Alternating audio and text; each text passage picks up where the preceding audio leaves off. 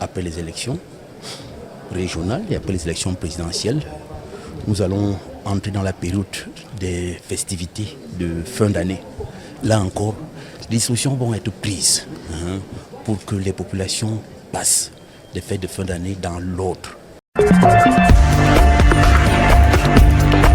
Breaking news. Breaking news. Breaking news.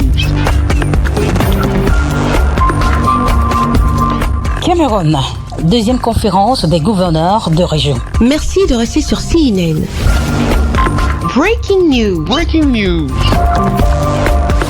Relié à Yaoundé le 25 novembre 2025 pour la deuxième conférence semestrielle des gouverneurs de l'année 2025, le quota de l'administration territoriale s'est penché en profondeur sur la situation sécuritaire au Cameroun à l'approche des fêtes de fin d'année, faisant le point sur la crise post-électorale. La sécurité à l'extrême nord adapte est revenue à la normale, pour tout dire. La population va qu'à ses occupations. Les écoles sont ouvertes, les examens des fins des trimestres ont déjà commencé. Les commerçants ont renoué avec leurs boutiques, les populations également. Les cultivateurs sont dans leurs champs. Nous avons enregistré des violences post-électorales dans la région de l'Ouest, notamment dans les villes de Banka, Bafang, Chang, et moindre mesure du côté de Bouddha. Mais je peux vous dire qu'au jour d'aujourd'hui, les activités ont repris globalement.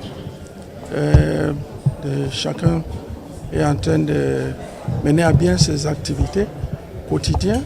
Et je peux vous dire que nous sommes en train de préparer les fêtes de fin d'année dans la sérénité et dans le calme, ainsi que les élections au conseil régional qui sont attendues dans les prochains jours. La paix et la tranquillité, tels sont les objectifs de la deuxième conférence semestrielle des gouverneurs de région pour l'année 2025, axée sur le thème de l'autorité administrative et du maintien de l'ordre durant la période post-électorale. Cette rencontre à laquelle a pris part le gratin de l'administration territoriale ainsi que la gendarmerie et la police était présidée par le ministre camerounais de l'administration territoriale Paula Tanganji, qui a souligné avec de regret les actes de violence survenus après l'annonce des résultats du scrutin présidentiel du 12 octobre 2025 au Cameroun. Le ministre camerounais de l'administration territoriale a précisé que ces travaux permettront la mise en place des mesures strictes et appropriées afin d'assurer que le Cameroun conserve sa cohésion sociale traditionnelle.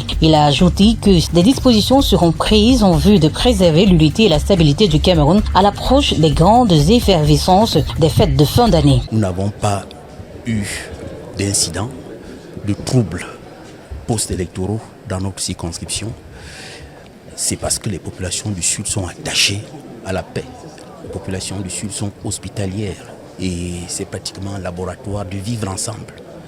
Nous allons continuer à maintenir cette réputation après les élections régionales et après les élections présidentielles.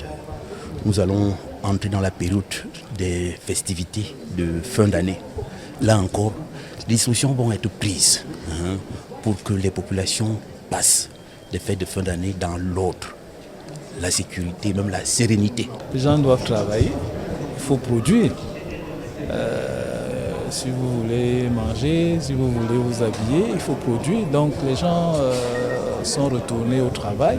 Nous avons pris les mesures habituelles de police pour que, si vous voulez, il faut protéger le pays, renforcer les contrôles aux frontières, multiplier les contrôles à l'intérieur, mobiliser les comités de vigilance pour que les fêtes d'année se célèbrent dans le calme, la tranquillité et la joie. La félicité comme idéal républicain, même dans un contexte qui impose la mise en place d'un dispositif sécuritaire spécifique, reste au centre des préoccupations gouvernementales. Il convient donc de donner la priorité aux travaux tout en veillant à ce que l'ordre prévale sur l'ensemble du territoire national camerounais. Merci d'être sur CNN, la télévision autrement. Les programmes se poursuivent. Retrouvez toute l'actualité afro-mondiale en ligne et en multidiffusion sur sur CNN, C-Web Info et plateformes digitales, Facebook, YouTube, Instagram et en simultané sur Radio Voltage 2.